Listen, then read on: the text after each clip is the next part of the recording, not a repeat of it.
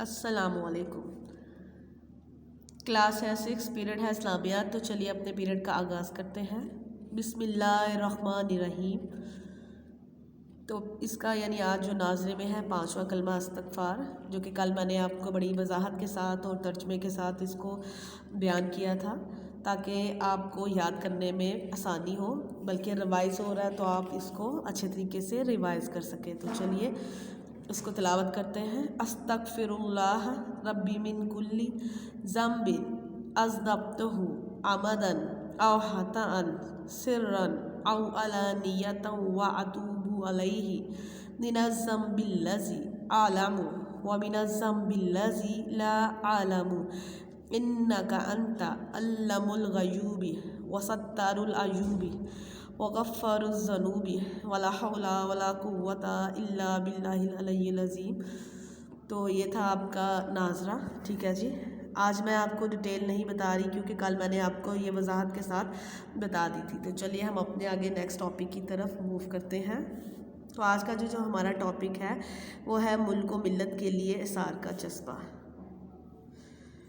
तो आज हम उसके मुख्तलिफ सवालात करेंगे, ठीक है जी। सबसे पहला क्वेश्चन है, किस सहाबी ने गज़वा तबूक के मौके पर खजूरों का चंदा पेश किया? तो जवाब है इसका हज़रत अकील रज़ियल्लाहु ताला अन्हु ने गज़वा तबूक के मौके पर खजूरों का चंदा पेश किया, ठीक है जी।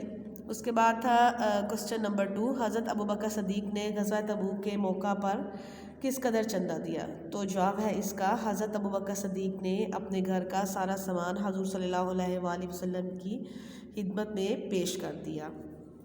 यानी कि गज़वा तबूक यानी ये जो गज़वा हुआ था, इसमें तमाम सहाबियात ने अपनी अपनी यानी साब हैसियत के मुताबिक जिसकी जो ताकत थी उसके मुताबिक उन्होंने चंदा दिया। जैसे कि हज़रत अकील अंसारी ने खजूरों का चंदा दिया, ठीक है। उसके बाद हज़रत अबू बकर सदीक़ ने क्या किया कि उनके पास यानी उनके घर का सामान मौजूद था तो उन्होंने उस सामान को हिला के आप सल्लल्लाहु अलैहि वसल्लम की खिदमत में पेश कर दिया।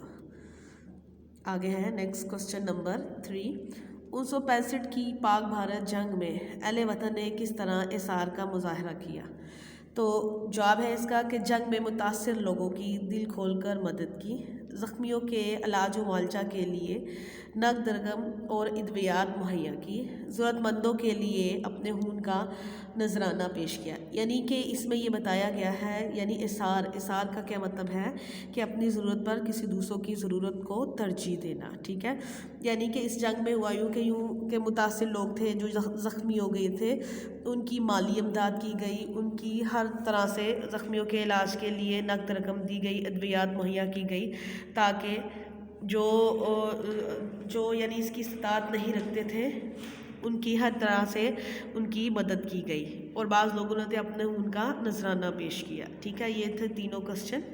तो चलिए हम अब नेक्स्ट अपने कॉलम की तरफ मूव करते हैं, ठीक है जी। ये कॉलम अलिफ है और कॉलम बे में इसके जो आंसर है वो आगे पीछे दिए गए हैं, ठीक है जी।